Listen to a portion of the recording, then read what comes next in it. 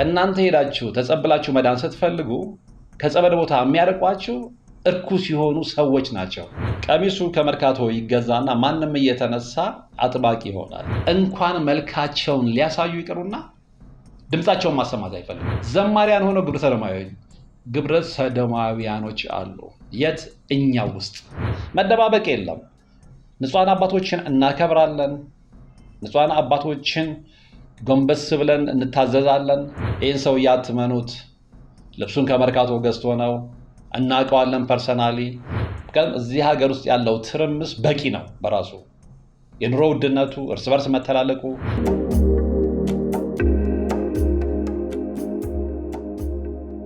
ሰላም ጤና ይስጥልን። በሀገር ውስጥና በመላው ዓለም የምትገኙ ውድ ኢትዮጵያውያንና ኤርትራውያን የቻናል ተከታታዮች እንደምን አላችሁ? እግዚአብሔር ይመስገን። ይኸው ዛሬም በእግዚአብሔር መልካም ፍቃድ ተገናኝተናል። ለሕዝበ ክርስቲያን በዚህ አጋጣሚ እንኳን ለሆሳዕና በዓል በሰላም አድረሳችሁ ማለት እፈልጋለሁ። እንግዲህ ሳምንቱም ቀጣዩም ሳምንት የትንሣኤ በዓል ነውና ከወዲሁ እንኳን ለጌታችን ለመድኃኒታችን ለኢየሱስ ክርስቶስ የትንሣኤ በዓል በሰላም አድረሳችሁ አድረሰን ማለት እፈልጋለሁ። በዓሉ የሰላም፣ የደስታ፣ የፍቅር የምንተሳሰብበት ያጡትንም የምናስታውስበት ይሆን ዘንድ ከወዲሁ ልባዊ ምኞቴን ማስተላለፍ እፈልጋለሁ። ስለዚህ የትንሣኤ በዓልን ባከበርንበት ሰዓት ውጭ ወድቀው የተረሱ ወገኖቻችንንም እግረ መንገድ እናስታውስ፣ የምንችለውን ያህል እጃቸውን እንድንዘረጋላቸው ማስታወስ እፈልጋለሁ። እንግዲህ ወደ ዋናው ርዕሰ ጉዳይ ሳመራ አንዲት እህት የነገረችኝን እጅግ በጣም አስገራሚ የመጥፎ ተግባር ተዋናዮችን ተግባር ነው የምነግራችሁ። እንግዲህ በስመ አባት፣ በስመ ዲያቆን፣ በስመ ቄስ እየተሰራ ያለው በጣም ጸያፍ የሆነ ተግባር እየተባባሰ ሄዷል። እንዴት ነው የሚቆመው አላውቅም። ሁሌም እንደምላችሁ ማለት ነው። እና ከመቼውም ጊዜ በላይ ማንን አባት ነው ብለን እንደምንቀርብ ግራ እየተጋባን ነው። እና ይሄንን የሚያጠናክር አንድ መረጃ ደርሶኛል። እሱን ነው የምነግራችሁ። እግረ መንገድ እንግዲህ ይሄንን ጉዳይ አንስቼ በጣም ስለተናደርኩበት በጨዋታ መሀል ለወዳጄ ለመምህር ተስፋዬ አበራ አንስቼለት ነበር እና እሱም የነገረኝ በጣም የሚገርም ታሪክ አለ። እሱንም አጋራችኋለሁ። ስለዚህ ይሄንን እውነት ለመገንዘብ ብሎም ለመጠንቀቅ እስከ ፕሮግራሙ ፍጻሜ አብራችሁኝ እንድትሆኑ ከወዲሁ በአክብሮት ጋብዛለሁ። ቀጥታ ወደ ታሪኩ ነው መወስዳችሁ እና በትላንትናው ዕለት አንዲት ሰው ደወለችልኝ እና አስታወስከኝ አለችኝ። በእርግጥም እውነት ለመናገር አላስታወስኳትም። በኋላ ግን አንድ ሚዲያ ላይ ቀርባ ምስክርነት የሰጠችበት ነበር፣ ራሷ ቀርባ ማለት ነው። እና ያ ታሪክ በጣም ስለገረመኝ ያንን ታሪክ እኔ ራሴ እንደ ሪፈረንስ ተጠቅሜው አንድ መርሃ ግብር ሰርቼ ነበር። እሱን ስታስታውሰኝ አስታውስኳት ያችን ሴት እና በአጋጣሚ ጓደኛዬ ነበረ ኢንተርቪው ያደረጋት። በጣም የሚገርም ታሪክ ስለሆነ ነው ያንን ቀንጭቤ። ምናልባት የምታስታውስ ከሆነ በአውራ ዶሮ እንደዚህ በጣም የቅርብ ሰው ድግምት አሰርቶባት ምናምን የሚል ነገር እንደውም አንዳንድ ጊዜ እንደ ዶሮ ድምጿን ያስጮሃታል የሚል አይነት ታሪክ፣ እንደ ዶሮ ያደርጋታል አይነት ስቶሪ ያለው ታሪክ አቅርቤላችሁ ነበረ እና የዛ ታሪክ ባለቤት ነች። በኋላ ምን አለችኝ? ፊት ከነበረችበት ቦታ ትቀይርና አሁን ወዳለችበት ቦታ ትመጣለች። እዛ መታ ወደምቀርባት ቤተክርስቲያን እየሄደች ነው የምታስቀድሰውም ጸበል የምትጸበለውም እና በፊት ትሄድ የነበረበት ወይም ደግሞ ትኖርበት የነበረበት ቦታ ላይ የንስሐ አባት አሏት እና አሁን ያለችበት ቦታ እና በፊት የነበረችበት ቦታ በጣም ስለሚራራቅ ቤቷን ጸበል ማስረጨት ትፈልግና አይ ከዛ ድረስ የንስሐ አባቴን ከማስለፋቸው ትልና እዛው አሁን የገባችበት አዲስ ሰፈር ቤተክርስቲያን ውስጥ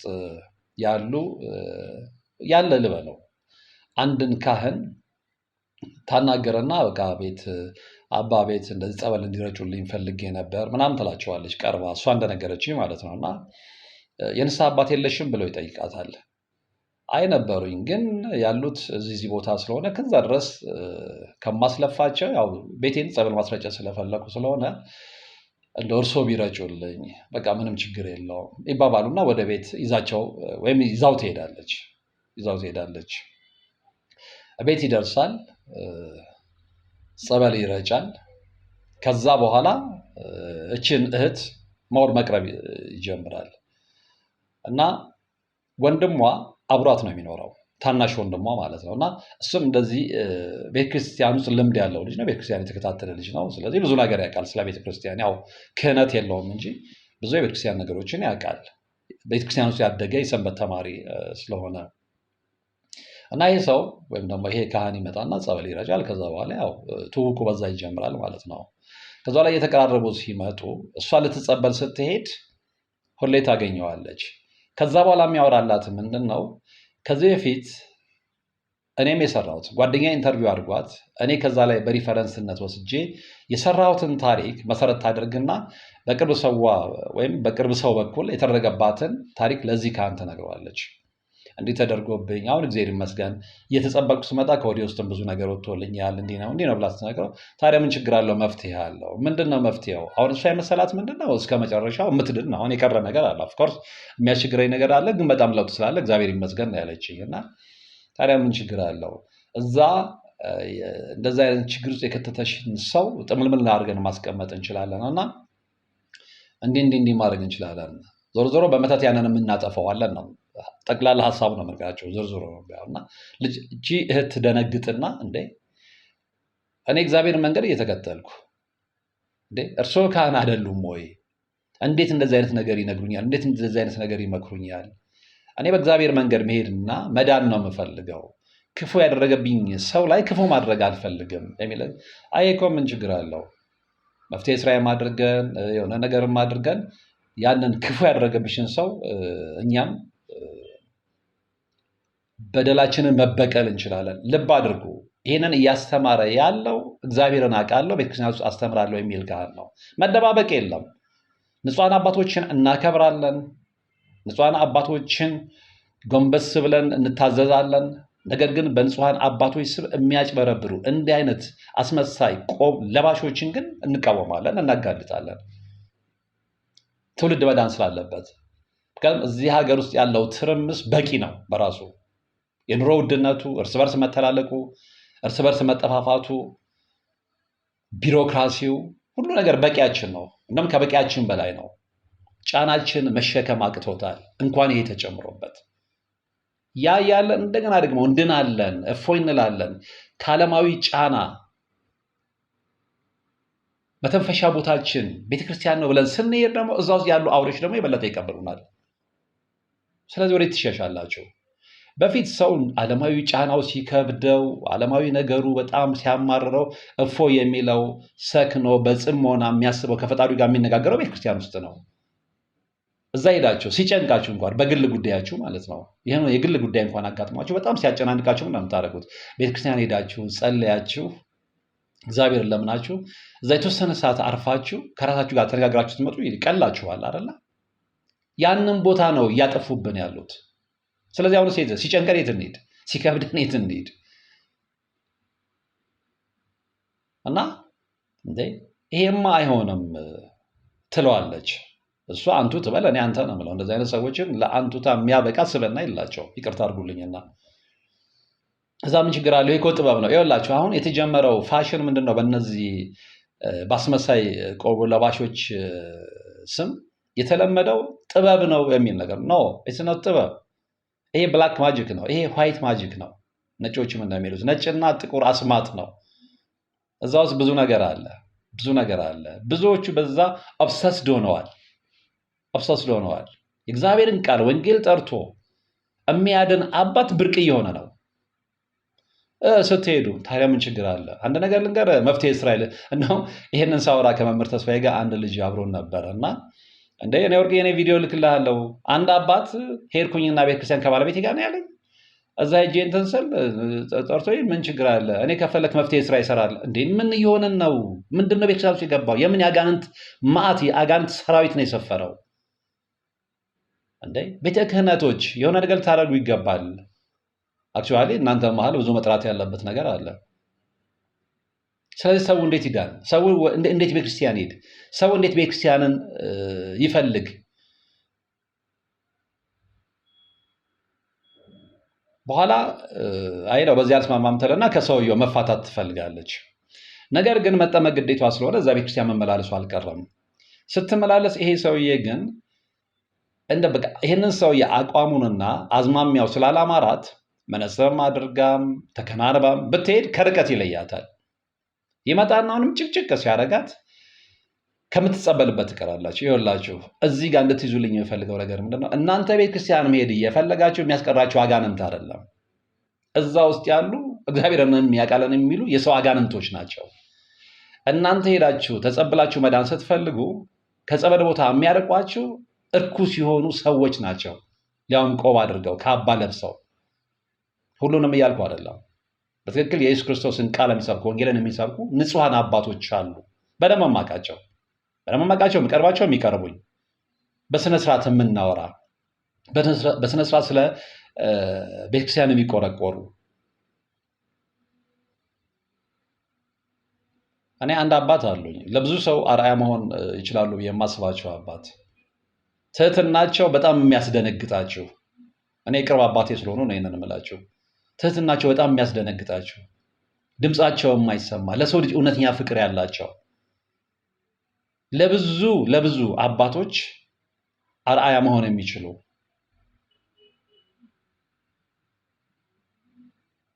ከወንጌል ውጭ ምንም ነገር የሰው ስም በፍጹም አፋቸው የማይገባ ሐሜት ብሎ ነገር አፋቸው ተንኮል የሚባል ነገር እንዲህ አይነት አባቶችን ባየንበት ከእንዲህ አይነት አባቶች ጋር ብዙ ነገር በተወያየንበት እንዲህ አይነት ሰዎች ገና ሳያውቃችሁ በአንድ ቀን ግንኙነት መፍትሄ ልስራልህ ብሎ የሰይጣንን መንገድ የሚከተል ሰው ደግሞ ታያላችሁ። እችት በኋላ እንደውም ቃል በቃል ምንድን ነው ያለችኝ? ወርቅ አፈራው እንዲሁ ያለ ቄስ የሚጠመቅበት ቤተክርስቲያን የለም። በቃ ጥምቀት ሁሉ ለምን ያለ ቄስ አይሆንም? ስለጨነቃት ነው። ኦፍኮርስ አይሆንም። ካህናት ስልጣን ተሰጥቷቸዋል በእግዚአብሔር ዘንድ። ግን ያንን እያጠፉት ስለመጡ ነው አሁን ጭንቀት ውስጥ የገባ ነው። አይ እንደዛማ እንዴት ይሆናል? በቃ እግዚአብሔር የተሻለ ቀን የተሻለ አባት እንዲሰጥ መጸለይ ነው እንጂ ሁሉም ጸበል ቦታ ላይ ሄዶ ያለ ካህን መጸበል አስቸጋሪ ነው አካሄዱ ነው ያልኳት፣ እስከገባኝ ድረስ ማለት ነው። እና እሷ ስለጨነቃት ነው። እንደው በሆነ አጋጣሚ ሁሉም ጸበል ቦታ ላይ ካህን የሌለበት ራሱ ጸበሉ የሚያጠምቅህ ቢሆን ይሄ ውስጧ የፈጠረባት ትራውማ ነው፣ ጠባሳ ነው፣ ከዚህ በፊት ያሳለፈችው ታሪክ ማለት ነው። አሁን እኮ ሰዎች በተለይ ውጭ ያሉ ሰዎች በብዛት ይደውሉልኛል እና ወርቅ አፈራው እንደዚህ አይነት ችግር ደርሶብናል፣ የቻልነውን ያህል እንጸልያለን፣ እንሰግዳለን፣ እንቆርባለን። እድሜ ለእነ መምህር ተስፋ ያበራ በትምህርታቸው ብዙ ነገር አግኝተናል። ራሳችን በራሳችንን እያከምን ነው። እድሜ ለእነ መላከ መንክራት ግርማ ወንድሙ፣ እድሜ ለእነ መምህር ቀሲስ ሄኖክ ወልደማርያም እንዲህ ስም እያነሱ በእነሱ ትምህርት ብዙ ነገር ህይወታችንን አድነናል። ነገር ግን እዚህ እንመጣና ንስሐ ይዘን ወደ ቅዱስ ቁርባን መሄድ ስንፈልግ የምናየው ነገር ያስጠላል። ስለዚህ ንስሐ አባት መያዝ ፈራን የሚሉ ሰዎች አሉ። ንስሐ አባት መያዝ የሚያስፈራበት ዘመን ላይ ደርሰናል። እግዚአብሔር ከእንደዚህ አይነት ነገር ይሰውራል። በራሱ በጥበቡ ማለት ነው። በራሱ በጥበቡ ድሮኮ ሲጨንቃችሁ የማታውቁትን አባት ሄዳችሁ አባ እንደዚህ ሆንኩ ስትሉ በቃ ልጄ እንዲህ እውነተኛ አባቶች የነበሩበት ሰዓት አሁን ምን ጉድ ነው እየገጠመን ያለው? ስለዚህ ምን አደረግሽ አልኳት። እርግፍ አድርጌ በቃ ተውኩኝ፣ አማራጭ ስለሌለኝ አለች። መጸበሉን ተውሽው? አይ መጸበሉን አልተውኩም፣ በቃ እዛ ተውኩና ደግሞ ቦታ ቀየርኩ። ይታያችሁ እንግዲህ ቦታ ቀየርኩና ደግሞ ሌላ ቦታ ላይ ሄድኩኝ አለች፣ ሌላ ቤተክርስቲያን። እዛ ማስቀደስ ጀመርኩ፣ እዛ ደግሞ መጸበል ጀመርኩ አለች። በዚህ መሃል እዛም ቤተክርስቲያን ምን ያጋጥማታል? አንድ አባት ሁሌ በር ላይ የሚቀመጡ አባት ታያለች እና ቆብ አድርገው ካባ ለብሰው እዛ ሲያሳልሙ ምናምን። አሁን እኮ እየቸገረን የመጣው ምንድን ነው? ቀሚሱ ከመርካቶ ይገዛና ማንም እየተነሳ አጥባቂ ይሆናል፣ ማንም እየተነሳ አሳላሚ ይሆናል፣ ማንም እየተነሳ ፈዋሽ ይሆናል። እንደ አይነት ሰዎችን በደንብ ለይተን ማወቅ መቻል አለብን። በየጸበል ቦታው ስንት ቅሬታ እየሰማን አለ እንዴ? ተቃውሞ እየሰማን አለ በየቲክቶኩ። ይህን ሰው እያትመኑት፣ ልብሱን ከመርካቶ ገዝቶ ነው፣ እናውቀዋለን ፐርሰናሊ፣ የስንቱን ህይወት አበላሽቷል በድግምት፣ የስንቱን ህይወት በመተት አበላሽቷል እየተባሉ ቲክቶክ ላይ ተቃውሞ የቀረበባቸው አባቶች የሉም? ከቁጥር በላይ ስለሆነ እንደውም እየታከተን ስለመጣ ነው፣ ችላ እያልን የመጣ ነው። ግን ችላ መባል ያለበትን ነገር አይደለም። ከዛ ሌላ ቦታ መዛት ጀመርና እኛን አባት ስትወጣና ስትገባ ታያቸዋለች። ከዚህ በኋላ ግን እሱንም አንተ እያልኩ ነው የምቀጥለው። በጣም ይቅርታ ይደረግልኝ። ቅድም ነግሬያቸዋለሁ። ለእንደዚህ አይነት አባቶች ክብር ሊኖረኝ ስለማይችል ማለት ነው። ክብር ለሚሰጠው ክብር እንሰጣለን፣ ክብር ለማይሰጠው ደግሞ ክብር አንሰጥም። ከዛ ትቀርብና ያንን ሰው ታናግረዋለች እችት። ከዛ እዚህ ጋር ሁሌ እንደዚህ በቃ ያው የምታወሩት ነገር የለም። አይ እንደዚህ በጣም ጨጓራዬን ያመኛል፣ እንደዚህ ነው ያው አገልግሎት እንትኔም ላይ ተጽዕኖ እያመጣ ነው ምናምን። ስለዚህ ምንም ችግር የለውም በቃ እኔ በሶ አመጣለሁትና አይለችው እሷ ነች። እኔ አመጣልህና የነበረ የምቀይረው ኤኒዌይ እንዲህ በቃ ትሪት በቃ በእውነተኛ አባት አይነት ሁኔታ ልትንከባከበው ማለት ነው። ከዛ በስንተኛው ቀን ነው በሶ ከቤት ይዤ መጥቼ ይሄን እንደዚህ በባዶ ሆድ ቢጠጣ ጥሩ ነው ለጨጓራ እንደዚህ ይላል ምናምን ትሪት ይቀራረባሉ። ከዛ በኋላ እሱንም ትክክለኛ ካህን መስሏት ብዙ ነገር ታማክረዋለች። ከዛ የግል ህይወቷን ይጠይቃል። እኔ አሁን ይኸውላችሁ በጣም ሌላው ደግሞ በጣም የሚከነከነኝና የሚገርመኝ እንደዚህ ንስሐ አባት ወይም ደግሞ አጥማቂ ምናምን ብላችሁ የምትቀርቡት ሰው ወዲያውኑ ከመደበኛ አገልግሎቱ ዘሎ የሚመጣ የግል ህይወታችሁ ላይ ነው። ባለቤትሽ የት ነው የሚሰራው? ምንድነው እንትኑ ገቢው ምንድነው? እንዴ ምን አገባው? እሱ ሀገር ውስጥ ገቢ ነው እንዴ? እንደውም አንዳንዶቹ የግል ገበናቸውን ሁሉ ይጠይቋቸዋል። ስለ አጋጣሚ ነው። እኔ ብዙ እህቶች ነግረውኛል። ከተቀራረብን በኋላ እንዴት ነው ባለቤትሽ ጋር ችግር አለ ወይ? እነሱ የስነ ልቦና ባለሙያዎች እኮ አይደለም። እነሱ ፕሪስቶች ናቸው፣ ቄሶች ናቸው፣ ዲያቆናት ናቸው እንጂ ስለ ባልና ሚስት የጋብቻ ችግር ምናምን ነው ይሄን የሚመለከተው። ምናልባት ከተመለከተው መንፈሳዊ ሰው ሆኖ የንስሐ አባት ነው። ነገሮች ከአቅም በላይ ሆነው መንገድ ሲስቱ ንስሐ አባቶቻችንን ጠርተን ሸምግሉን እንላለን። ንስሐ አባቶቻችንን ጠርተን ያጠፋውን ወገን ገስጹልን እንላለን። ይሄ የተለመደ አሰራር ነው። ይሄ የተለመደ አሰራር ድሮ አያቶቻችን፣ አባቶቻችን፣ ቤተሰቦቻችንም ይዘው የመጡት ነው። ነገር ግን ይሄ በሌለበት ሰላማዊ ትዳር ላይ ጣልቃ ገብቶ ወይ ከሁለት አንዱን ነጥሎ ወይ ባልን ነጥሎ ወይ ሚስትን ብዙ ጊዜ ሴቶች ላይ ነው የሚሆነው። እኔ አንዴ ነግሬያችኋለሁ። አንዱ ሁለት በጣም ወጣት ልጆች ናቸው። በጣም ጥሩ የክርስትና ሕይወት ያላቸው ልጆች እኔ ፐርሰናሊ መጥተው አግኝተውኝ በአካል የነገሩኝን ነገር ነግሬያችኋለሁ። እና ከተግባቡ በኋላ ከዛ ሰውዬ ጋር ክፍለ ሀገር ላይ የሚያጠምቅ ነው። እሱ የሆነ የራሱ ሴራ አለው። የሆነ ሰው እዛ ቀለበት ውስጥ ከቷቸው ነው ገንዘብ ልጆቹ ፋብሪካ ያላቸው ልጆች ስለሆኑ ገንዘባቸውን ሊቦጠቡት ስለነቁበት፣ ግን በተለይ ልጁ ደግሞ ሚካኤል አዲሱ ሚካኤል ያደገ ልጅ ስለሆነ የቤተክርስቲያን አካሄድ ስለሚያውቀው ወዲያውኑ አምልጦ ወጥቷል እስከነ ሚስቱ። እነሱ ላይ የደረሰው ነገር ነው ትዝ ያለኝ ይህን ታሪክ ስትነግረኝ። እና ከተግባባ በኋላ እዛ አጥባቂ ነኝ የሚል ቤታችሁ ካልመጣ ምናምን ብዙ ስቶሪ ያለው እዛ ውስጥ አልገባም። ነገር ግን ከዚህ ውስጥ ነጥዬ እንደ ሰበዝ መዝዤ የምነግራችሁ ታሪክ ምንድን ነው? ሁለቱ እየነዱ እያለ ማለት ባል እየነዳ እያለ እቺ ልጅ አጠገቡ ቁጭ ብላለች። ይሄ የተባለው ሰው ይደውላል እና አባት እንዴት ነዎት ምናምን የሚለው የሰላምታ ነገር ከቀጠለ በኋላ ወሬ ይጀመራል። ከዛ ባል በክፋት አይደለም እስኪ እኔም የሚሉትን ልስማ። እስከዛ ጊዜ እንግዲህ ያው አባት ነው ብሎ ስላሰበ ነው ላውድ ላይ አድርጊውና እኔ አንቺ ከጨረሽ በኋላ እኔ ሰላም እለዋለሁ ወይም አነጋግራችኋለሁ ሶሪ። እና ከዛ ላውድ ረገ ሰላም ነው ምናምን። ያኔ ደግሞ የነነዌ ሰው መያዣ ነው። አክቹዋሊ የሆነ መርሃ ግብር ላይ ጠቅሼዋለሁ። እግረ መንገድ ከዚህኛው ጋር ስለሚሄድልኝ ነው እንደገና ማስታውሳቸው። እንዲህ አይነት ነገር እየበዛ ሄዷል የሚለውን ነገር በደንብ ታሰምሩልኝ ስለምፈልግ። ከዛ ደህና ነው ያው እንደ ሰው ነነዌ ሰው መያዣ ነው። ታዲያ ምን ችግር አለ? በቃ እመጣለሁኝ እና ተዘጋጅታችሁ። ኧረ ምን ችግር አለ? እርሶ ምን ጠፍቶ ምናምን። እሷ በቅንነት ነው የምታናግረው። ታውቂያለሽ እኔ ቢራ አይስማማኝም ውስኪ ነው። ኧረ ለእርሶ ምንም አይጠፋ ምናምን እንዲህ ሲባል እንግዲህ እሷ በአባትነት ክብር ነው ምንም ሲባል ኧረ ችግር የለውም ምናምን የምትለው ማለት ነው።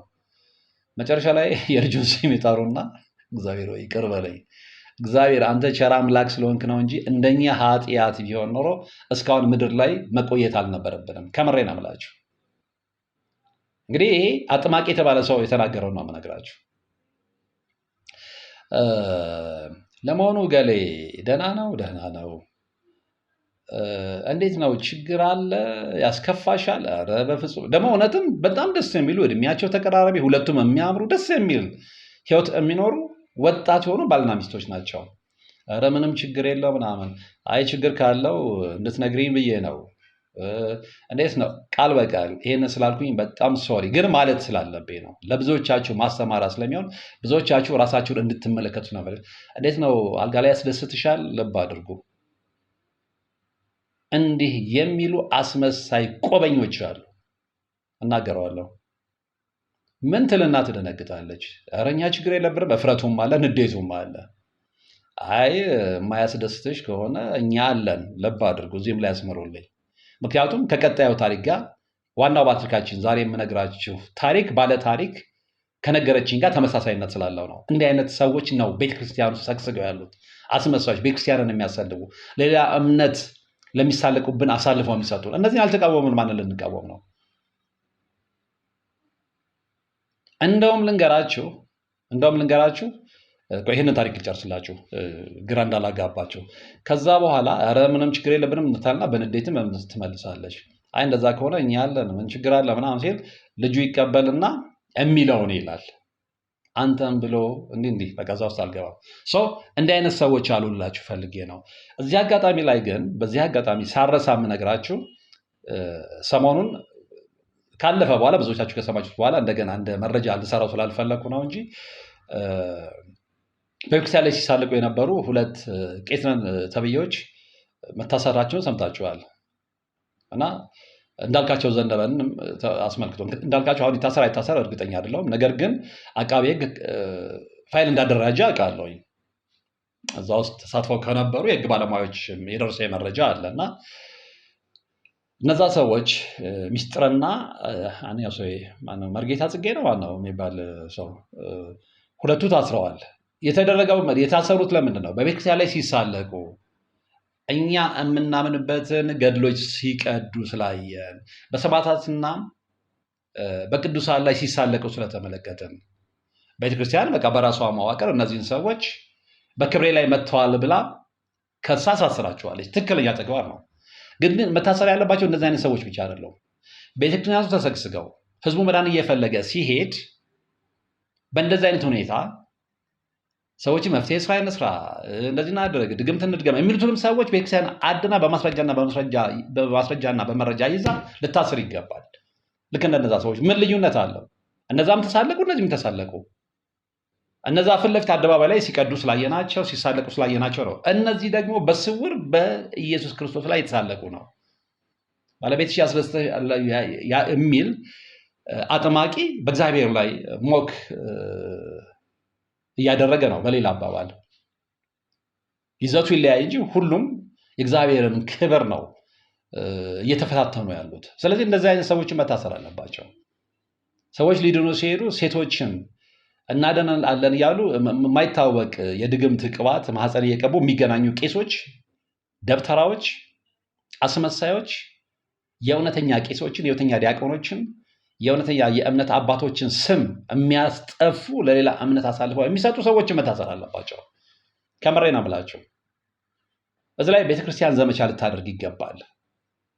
ምክንያቱም የእምነት አባቶች ዋናውን ቦታ የያዙት የእምነት አባቶች መንጋውን የመጠበቅ የውዴታ ግዴታ ስላለባቸው መንጋው ከቤተክርስቲያን እየጠፋ ነው። መንጋው ከቤተክርስቲያን እየራቀ ነው። ለምን ብለው መጠየቅ መቻል አለባቸው። ገንዘብ መሰብሰብ ብቻ አይደለም። የሆነ ህንፃ ሲሰራ የሆነ ነገር ሲሰራ ገንዘብ አምጡ ማለት ብቻ አይደለም።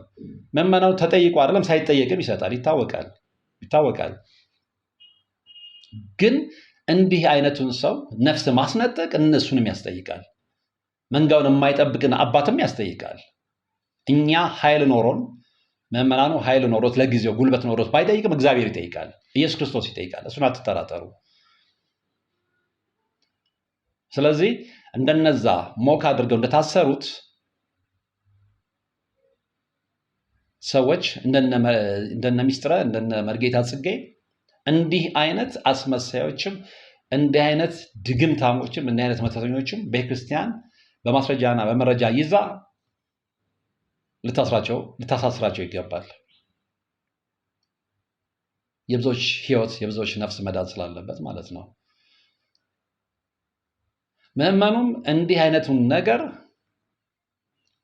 ቤተክርስቲያን መዋቅሩን ከዘረጋች የተጠያቂነትን መዋቅር ከዘረጋች እንዲህ አይነት ነገር የደረሰባቸውን ሰዎች በማስረጃና በመረጃ እዛ ቦታ ላይ ሄደው መረጃና ማስረጃቸውን ሊሰጡ ይገባል። እንዲህ አይነት ነገር መመቻቸት መቻል አለበት። አለበለዚያ ግን እርግጠኛ ሆኜ ነው የምነግራችሁ ይህንን ነገር ያመቻቻችሁ ዝም ያላችሁ የክርስቶስ ክብር ሲነካ ይሄ የክርስቶስን ክብር መንካት ነው።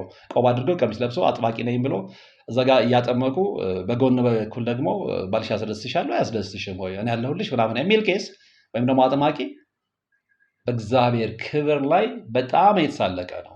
ስለዚህ እሱም ሊጠየቅ ይገባል። ይህንን እንጠይቅ ለማድረግ ግን ፕላትፎርሙን መዘርጋት ያለባት ቤተክርስቲያን ነች። ተጠያቂነት ቤተክርስቲያን ሊሰፍን ይገባል። በቃ እዚህ ላይ ነው ማስመረር ያለብን። በደንብ ተጠያቂነት ቤተክርስቲያን ውስጥ ሊሰፍን ይገባል። ምክንያቱም በጣም ቀዩ መስመር እያለፉ የመጡ ሰዎች ስለበዙ። ወደ ታሪኩ ልመልሳችሁ። ከዛ እዛ እየሄደች ያለ ይሄኛው ደግሞ ሁለተኛው ሰው ይሄ በሶ ምናምን ጨጓራዬን አሞኛል ተብሎ እንክብካቤ የተደረገለት ሰው ደግሞ የግል ህይወት መጠየቅ ይጀምራል። እህታችን ምንድን ነው የሆነው? ልጅ አለቻት። ልጇን ይዛ ቤተክርስቲያን አቁርባ ስትመጣ ያያትና እንግዲህ እሷ እንደነገረችኝ ልጄ አይ ቲንክ ባለቤቷ የውጭ ሀገር ዜጋ ነው እና እሷ እዚህ ነው የምትኖረው፣ እሱ ውጭ ነው ያለው። እንዴ ፈረንጅ ነች እንጂ ብሎ ጠየቀኝ ነው የምትለኝ። አዎ እንግዲህ አባቷ የውጭ ሀገር ዜጋ ነው፣ ያው ለጊዜው ተለያይተን ያለ ነው፣ እሱ ውጭ ነው። እንዲህ ስቶሪ ትነግረዋለች። ከዛ እንዴ አንቺ ውጭ ወዶ አይስኩ አለ። እንዴ አንቺ ለስንታችን የምትበቂ ሴት እንዴት የውጭ ሀገር ዜጋ ጋር አይነት ጥያቄ እንዴ ምን ማለት ነው ሲጀመር ያልኳት። ለስንታችን የምትበቂ ሴት እንዴ እቺ ሴት ሸቀጥ አይደለች። አደብ እየገዛን እንዴ በተለይ ያውቃሉ የምንላቸው ሰዎች ምን እየሆኑ ነው? ምን አይነት ሴጣን ነው የተጻወታቸው? እንዴት ነው አንድ ሰው እንዲህ በትህትና የሚያናገረውን ሰው ምእመን ለስንታችን የምትበቂ ሴት እንዴት የውጭ ሀገር ዜጋ ጋር እንደዚህ አይነት ነገር ትጀምሪያለሽ ብሎ የሚለው? ምን አይነት መንፈስ ነው ቤተክርስቲያናችን ውስጥ እያመሰ ያለው? ሴትዮዋ ትደነግጥና ምን ማለት ነው እንዴ አንቺ እኮ እንደዚህ ቆንጆ ነሽ ምናምን በቃ ለብዙዎቻችን እንዴ እያስተማራችሁን ያላችሁት ምንድን ነው? ክቡር ጋብቻ እያላችሁ አይደል እንዴ? አንድ ሰው አንድ ሴት ከአንድ ወንድ ውጪ አንድ ወንድ ከአንድ ሴት ውጪ ማግባት የለበትም እያላችሁ የምታስተምሩት እናንተ አይደላችሁ እንዴ? እና ቃሉን መጠበቅ ለምን አቃታችሁ ነው? ወይስ ማስመሰል ነው? ለነገሩ በአሁኑ ሰዓት ላይ በስቷል። መድረክ ላይ ካባ ለብሶ መስቀል አድርገው ምናምን ሰዎች እያጨበጨብሉት ገሌ የሚባለው ሰው ከጀርባው ምን እንደሆነ በደንብ በይፋ እየታየ ነው። ብዙዎች የአውደ ምህረት ማንነታቸውና ከአውደ ምህረት ውጭ ያለው ማንነታቸው ኮምፕሊትሊ ፓራዶክስ ነው። ኮምፕሊትሊ ሁሌም እንደምለው። ስለዚህ በእነሱ የተነሳ ለኃጥአን የመጣው ለጻድቃንም እየተረፈ ነው። እግዚአብሔር ቤቱ ማጽዳቱ አይቀርም እናውቃለን። እሱም ነግሮናል፣ ቃል ገብቶልናል። ስመጣ ከቤቴ ነው ማጽዳት የምጀምረው ብሎናል። እንጠብቃለን። እንደውም ቶሎ ውረድ ቶሎ ፍረድ እያለን ነው። ምክንያቱም በጣም ብዙ አስቀያሚ ነገሮች እየሆኑ ስላሉ ማለት ነው። እና ከዛ በኋላ ከዚህ ሰውዬም ጋር በዛ አይነት ሁኔታ ነው የተፋታቸው ስላቸው የተገላገለችው በቃ እሱ ማይታ። ምክንያቱም እንደዛ አይነት ሰው ምን ያደርግላቸዋል? ስለዚህ ውድቀት ነው። እኔ ግራ ገባኝ። ከዛ ሸሽቼ ስመጣ አለች እንደገና እዚህ ሄደ ደግሞ በስንት ጊዜ ቆይቼ ከ8 ወር በኋላ የመጀመሪያው ጋር ሄድኩኝ አለች። ምክንያቱም እዚህ የሚያውና የገጠማት ከ8 ወር በኋላ ሲሄድ ያ ሰው የመጀመሪያ መፍትሄ እስራኤል ስላለች እንደዚህ ነው ገለቤ ሲላት የነበረው ተባሯል። ለምን ተባረረ ብላ ስትጠይቅ ያገኘችው መልስ ምን እንደሆነ ታውቃላችሁ? እዚሁ ቅጽር ግቢ ውስጥ ሴት ሊደፍር ሲል ተይዞ ተባረረ። አስቡት። ለዚህም ነው የሆነ ፕላትፎርም ተዘርግቶ ተጠያቂነት በደንብ ሰፍኖ እንዲህ አይነት ሰዎች መታሰር አለባቸው የምላቸው። እነሱ ላይ ቂም ስላለኝ ነው፣ ስለሌለኝ ማነው ስላለኝ አይደለም። እነሱ ላይ ጥላቻ ስላለኝ አይደለም። ነገር ግን አጥባቂ፣ ቄስ፣ ካህን ምናምን ተብሎ ቆብ አድርጎ ካባ ለብሶ ቤተክርስቲያን ቅጽር ግቢ ውስጥ ሴት ሊደፍር የነበረ ሰውን ካላሰርክ ማንን ነው የምታስረው? እግዚአብሔር ቤት ውስጥ ለምንድነው ጫማ አውልቀን የምንገባው? የተቀደሰ ቦታ ስለሆነ አይደል እንዴ? ከርቀት ጫማ አውልቀን ባዶ እግራችንን የምንገባው እኮ ያ ቦታ ላይ የበረከት ቦታ ነው፣ የእግዚአብሔር ቦታ ነው፣ የእግዚአብሔር ቤት የሰፈረበት ቦታ ነው። ስለዚህ የተባረከ የተቀደሰ ስፍራ ነው። የተቀደሰውን ስፍራ በጫማችን አናረክስም ብለን ነው አይደለ ባዶ እግራችንን የምንገባው። ጭራሽ ቄስ የተባለው ጭራሽ ደብተራ የተባለው ሰውዬ እዛ ግቢው ሊደፍር ተሞክሮ ተያዘ ስትባሉ ምን እንደምትሰሙት? ከዚህ በላይ የመጨረሻ የጥፋት ዘመን አለ እንዴ? ምን አልኳት እንዲህ ሴት ሊደፍር ሊያውም ደግሞ እንትን ተብሏል፣ ተባሯል ተብሏል። እንዲህ አይነት ብዙ ስቶሪዎችን ሰምቻለሁ። ችግሩ ምንድን ነው? ምዕመኑም ጋር ችግር አለ፣ የፍርሃት ችግር። ለዚህም ነው ነገሮች የማይጠሩት። እንዲህ አይነት ሰዎች አሁን እኔ ጋር ይደውሉና ወርቃም እንደዚህ ያጋጠመን። እኔ አሁን ከአረብ ሀገርም የሚደውሉልኝ እህቶች አሉ። እዚህ ሀገር መጥተው በቃ እዛ መንፈሳዊ እንትናቸው ጉስቁልናቸው በጣም ጠርዝ ደርሶ ሲፈታተናቸው እርኩስ መንፈስ እዚህ መጡና መጸበል ፈልገው ምናምን ያጋጠማቸው ነገር ይነግሩኛል። እና ኑ እናውራ ፊት ለፊት እኛ የፊታችንን እያሳየን መስዋዕትነትን እየከፈልን አይደለም የምንናገረው። እና ይህንን ነገር የገጠመሽን ነገር ነይና በኢንተርቪው መልክሽን እያሳየሽ ፊት ለፊት እናውራ፣ እንነጋገር። የሚደበቅ ነገር የለም ስትላቸው ይፈራሉ። እንኳን ምስላቸውን ድምፃቸውን ማሰማት አይፈልጉም። እንዲህ ከሆነ እኔ ታሪክ አትንገሩኝ፣ ምን ያደርግልኛል? አሁን አንዳንዶች ወርቀ ፍሬው ጥሩ እንትን ነበረ፣ ግን ልቦለድ እንዳይመስልብህ ሰውየውን ወይም ሴትዮዋን ራሳቸውን በመልክ እንትን ብለው ነው። ችግሩን ስለማትረዱት ነው። እሱማን የምፈልገው ያንን ነው። ነገር ግን እነዚህ የምትሏቸው ባለታሪኮች እንኳን መልካቸውን ሊያሳዩ ይቅሩና ድምፃቸውን ማሰማት አይፈልጉም። ነገሩን እኔ ሰምቼው እኔ በርደኑን ተሸክሜ ነው። እንደዛ አይሆንማ። አንተ የፈራኸውን እኔ እንዴት ነው ያንተን ፍርሃት ይፋ ማውጣለህ? ስለዚህ ስቶሪ ኖሯችሁ ነው ድምፅ አይሰማ መልክ አይታይ የምትሉ ከሆነ አትደውሉልኝ። ምክንያቱም እኔ ሰምቼ ጊዜና ማባከን ነው፣ ጊዜና ማቃጥለው። እስከዛሬ የሰሟቸው ታሪኮች ይበቃሉ። እነሱን ኖርማሊ ባስተናግድ እንትን እላለሁ። ከዚህ በላይ እንደገና ጨምሬ ደግሞ በታሪክም አልጨናነቅም። መሆን ያለበት በራሳችሁ የምተማመኑ ከሆነ ያ ነገር በእርግጠኝነት ደርሶባችሁ ከሆነ ምንድን ነው የሚያስፈራችሁ? ምንድን ነው የሚያስፈራችሁ? ውጤት ለማግኘት እኮ መስዋዕትነት ይፈልጋል። ውጤት ለማግኘት ድፍረት ይፈልጋል። ውጤት ለማግኘት ትንሽም ቢሆን ዋጋ መክፈል ያስፈልጋል እንጂ እዛ በዳር ሆናችሁ በስልክ ብቻ እንዲህ ብላችሁ ነግራችሁኝ የእናንተን በርደን የተሸክሜ እኔ እንዳውጣላችሁ የምትፈልጉ ሰዎች ተሳስታችኋል። ታሪኩ በእርግጠኝነት የተፈጸመባችሁ ከሆናችሁ ፊት ለፊት ነው ቁጭ ብለን ማውራት ያለብን። አሁን አንዳንዶቹ ችግሩ አይገባቸውም። አንተ ዝም ብለህ አንተ ለምን ታወራለህ እንዴ? ሰው ያልቀረበም ካለስ ምንድን ነው የምታደርገው? ታሪኩን ይነግራል። ስለዚህ ለዚህ ነው አሁን እየመረጥኩኝ በጣም የሚገርማችሁ ያልተናገርኳቸው የተውኳቸው የዘለልኳቸው በርካታ ታሪኮች እጄ ላይ አሉ። ግን በቃ በየጊዜ ደግሞ እንደዚህ አይነት ታሪክ ስንትን ስትሉ አንዳንድ ባለቤቶቹ እየመጡ ካልተቀላቀሉ እንትን ይሆናል። ዝም ብሎ ፈጠራ ነው የሚመስለው፣ ግን ፈጠራ አይደለም። በእርግጠኝነት ነው የምነግራችሁ። በቀን በትንሹ አልቀበልም ካልኩ 4 እና 5 ታሪክ ይቀበላል። የሚደወለው ስልክ ቁጥር ተውት እንዴ 40 50 ስልክ ይደወላል። አላነሳም ስለሚደክመኝ ሰው ስለሆንኩ፣ አንዳንዶቹ ደግሞ ስለሚያናድዱ። ምክንያቱም የሚገርም ሌላውን ማስተማሪያ ሌሎችን መቀጣጫ የሚሆን ታሪክ ይዘው ስትሏቸው አይ ድምፄ እንዲሰማ አልፈልግም፣ ስትሏቸው አይ መልኬ እንዲታይ አልፈልግም። እንዴ ስንቱ መስዋዕትነት እየከፈለ ቁጭ ብሎ ሰዎችን የሚያስተምራል አይደል እንዴ? እኛ ለምንድን ነው ፊታችን የምናሳየው? ዝና ፈልገን ነው? ዝና በሌላ ይገኛል። እንደውም ዝናው ከዚህኛው ይልቅ በዓለማዊ ዓለም ያኛው አይሻልም ብለን ነው እንጂ ዝና ፍለጋ ቢሆን ገንዘብ ፍለጋ ቢሆን እኮ እንዲህ መልኬን እያሳየው ምንድነው ቦታ እየጎበኘው እያቀለልኩ እያሾፍኩኝ ገንዘብ በደንብ መስራት እችላለሁ። የዩቲዩብ ፕላትፎርምን የምታውቁት ታውቁታላችሁ። እንደውም የሚታየውና ገንዘብ የሚያስገኘው አሉባልታው ነው። ገንዘብ የሚያስገኘው ቀልዳችሁ ተዝናንታችሁ ማኪያቶ እየጠጣችሁ ስጋ ቤት እየገባችሁ ስጋ እየቀረጻችሁ ይህ እንትን የሚባል ስጋ ቤት ነው እንትን ነው ዋጋው እንዲህ ነው ምናምን ብል ገንዘብ አገኛለሁ። ሪስክ የለውም። ለአደጋ አልጋለጥም። ተዝናንቼ በልቼ ጠጥቼ እንደፈለግኩኝ ሆኔ ፕሮግራም ሰርቼ ብዙ ተመልካች 100-200 ሺህ ተመልካች አግኝቼ ወላሂ ጥሩ ዶላር ሰርቼ መኖር እችላለሁ። ግልጽ ነው፣ ጉራ አይደለም። ግን ነው በጥቂቱም ቢሆን እኔ ህይወት ላይ ደርሶ ያየሁት ነገር የነገረኝ ነገር ስላለ አንድ ህይወት ማዳን በእግዚአብሔር ዘንድ ዋጋ እንደሚሰጠኝ ስለማቅ፣ ስለዚህ ከዚህኛው ከምድራዊ ቫልዩ ያኛው ቫልዩ ስለበለጠብኝ ሪሊ ታምናላችሁ? በተራ የሳምሰንግ ስልክ ፕሮግራም እንደምሰራ የሚያላግጡት ግን በጣም ውድ የሆነ ሶኒ ምናምን ካሜራ ይዘው ነው፣ ኢንካም ስላላቸው። እንደዛ መሆን አቅቶን አይደለም። እንዳልኳችሁ የሆነ ነገር ሰርታችሁ ምናምን ኢንካማችሁን እንትን ብላችሁ ውድ ዕቃ ምናምን ገዝታችሁ ልትሰሩ ትችላላችሁ። ግን በተራ በሞተ ስልክ የምንሰራው አንድ ህይወት ካዳንን ብለን ነው። ምክንያቱም እንደዚህ አይነት ነገርን ሰዎች የተቸገሩበትን ሰዎች መፍትሄ ማግኘት ያለባቸውን የህይወት ጥያቄ እየመለስን እንኳን ወር ላይ የምናገኘውን እኛን የምናውቀው በራሳችን እኔ አንዳንዴ ስህተት ልበል በራሳችን በተከተልነው መንገድ ቤተሰቦቻችንን እየበደልን ልጆቻችንን እየበደልን።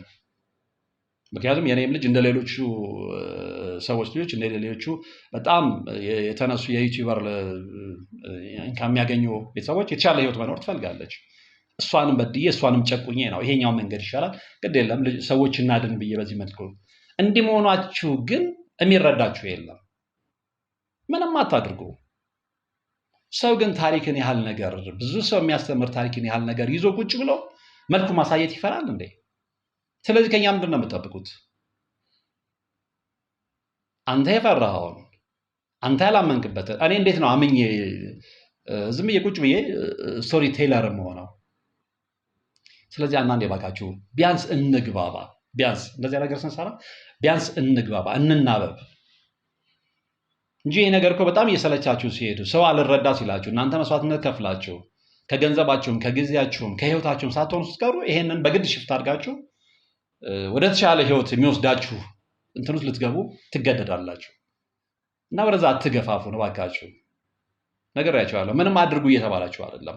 ቢያንስ ፕሮግራሙን ተከታተሉ። ቢያንስ ቁጥራችሁ ይበርክት።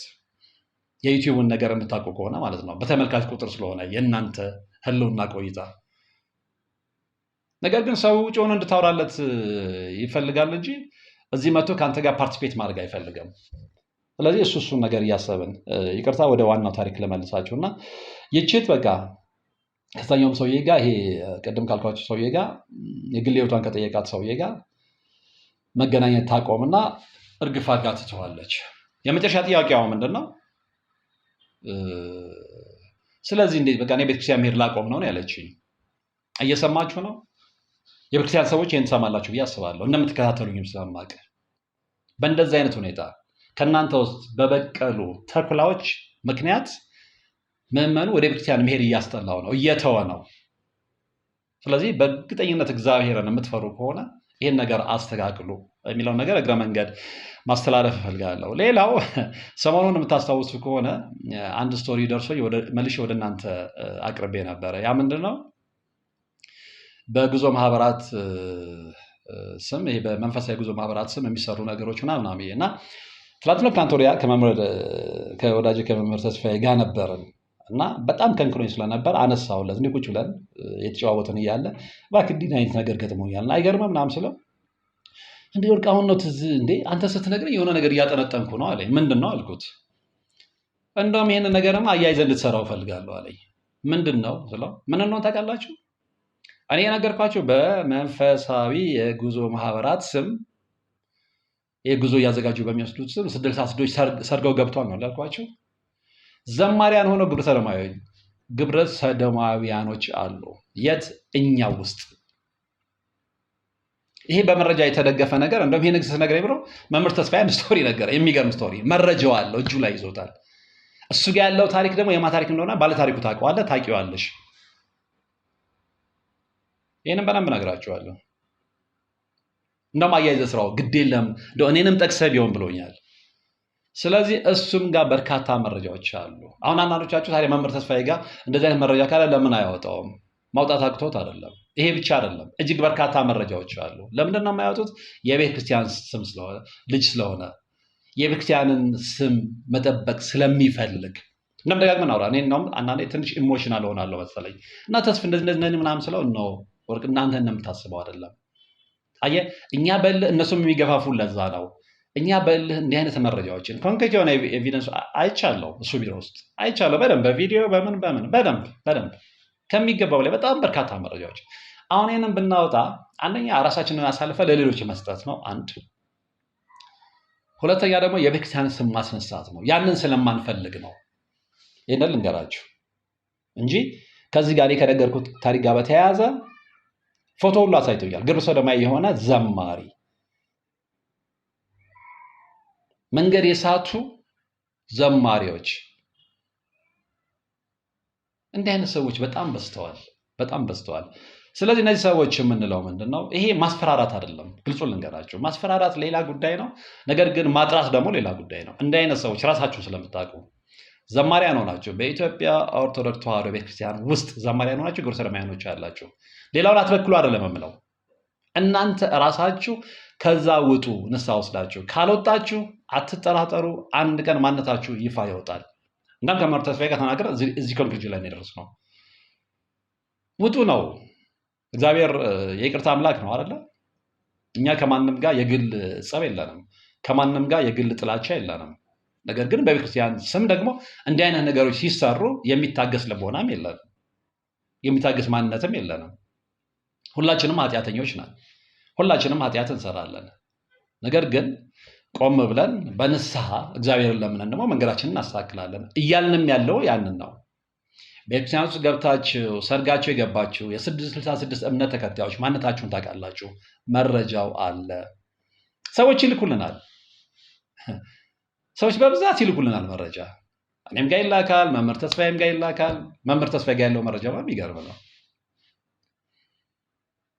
ነገር ግን እንዳልኳችሁ ፐርሰናል የሆነ ጥላቻ ለእናንተ የለንም፣ የሚያገናኘን ነገር ስለሌለ። ግን ቤተክርስቲያንን ስታቆሽሹ፣ የቤተክርስቲያንን ስም የቤተክርስቲያንን ኢሜጅ በዚህ መልኩ ስታጠፉ ግን ዝም ብለን አናይም። ስለዚህ ሌሎችን መበከል አይደለም፣ እናንተም ውጡ፣ በጊዜ ንስሐ ወስዳችሁ ኃጢአታችሁን በንስሐ እጠቡ። እግዚአብሔር ለዛ የሚሆን ጊዜና እድል ሰጥቷችኋል ነው እያልኩኝ ያለሁት።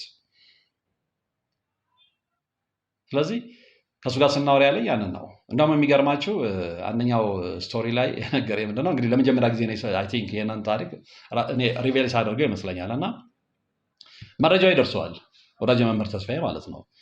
መረጃው ይደርሰውና በጣም እንትን ይላል፣ ይደነቃል፣ ግራ ይጋባል። ኧረ ተው ሲላቸው እንዲህ የሚገርማችሁ ልክ ይህንን መረጃ ካላቸው ሰዎች አንደኛው ደብተራ ነው። መምህር ተስፋዬ አሳስሯቸው መጨረሻ ላይ ግን ንስሐ ወስዶ በትክክለኛው መንገድ የተመለሰ ደብተራ ነው እና ሁሉን ነገር ያውቀዋል ያ ደብተራ ማለት ነው። እሱም የዚህን ሰውዬ ዘማሪ ሆኖ ግብረ ሰዶማዊ ስለሆነ ሰውዬ ነግሮት አብረው ነበሩ፣ የሚሰሩት ነገር ሁሉ ነግሮታል። ግን እንዳልኳችሁ የዚህኛው ደብተራ ትልቁ ነገር ምንድን ነው? በቃ የሰራው ኃጢአት ተሰምቶት እንግዲህ እግዚአብሔርን ፈቅዶለት ሊሆን ይችላል ወደ ንስሐ ተመልሶ አሁን ትክክለኛ መንገዱን አስተካክሏል። ስለዚህ ነግሮታል፣ እገሌ እንዲህ ነው። እሱ ከሌሎች ሰዎች ነበር መምህር ተስፋ የሰማው። ይሄኛው ሰውዬ ግን አጠናከረለት። ከፈለክ ስሜን ጥቀስና ስለ እኔ ንገረው፣ የዛ ጊዜ ፊቱ ላይ ለውጥ ታያለ አለው። ይናደድና ታውቃላችሁ ደግሞ መምህር ተስፋ በቤተክርስቲያን ላይ ያለውን አቋም ታውቃላችሁ። በጣም ተናዶ ፐርሰናል ያውቀው ስለነበረ ይደውልና እፈልግሃለሁ ይለዋል። ደንግጦ እየተካለበ ነው የመጣው። ቃል በቃል የነገረውን ነገረው። ደነገጠ፣ መካድ አልቻለም። ኧረ ግድ የለም ብዙ ማውራህ ነገር አለ ምናምን ነው ያለው። ኤኒዌይ ያ ዘማሪ የተባለው ሰውዬ ያለበትን ህይወት መካድ አልቻለም። እንዲህ አይነት ሰዎች አሉ እማናቃቸው። መድረካችን ስናያቸው ትክክለኛ ቤተክርስቲያን ልጆች ነው።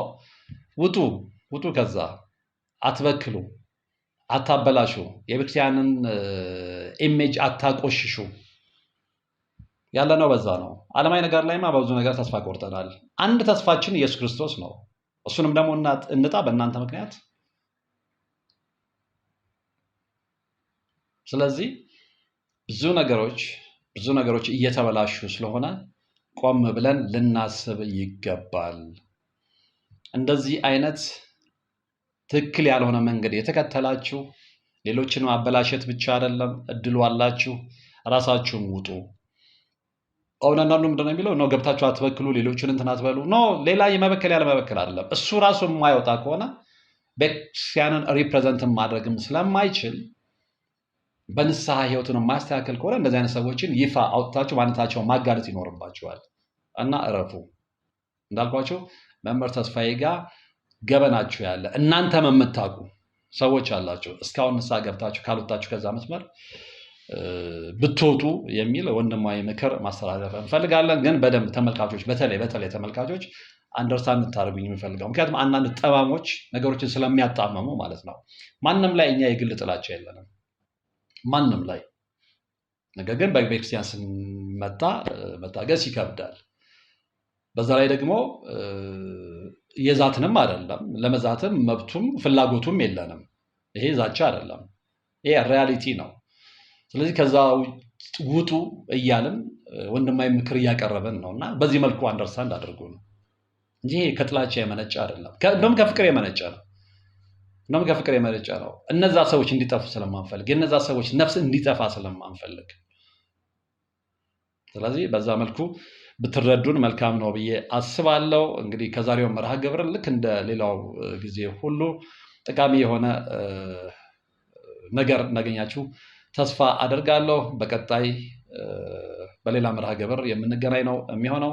ለአሁኑ ግን ውድ ጊዜያችሁን ሰውታችሁ ሀገር ውስጥም በውጭም ዓለም ያላችሁ ኢትዮጵያውያንና ኤርትራውያን አብራችሁኝ ስለነበራችሁ ከልብ አመሰግናለሁ። በቀጣይ እንገናኝ። እስከዛው ግን በያላችሁበት ሰላም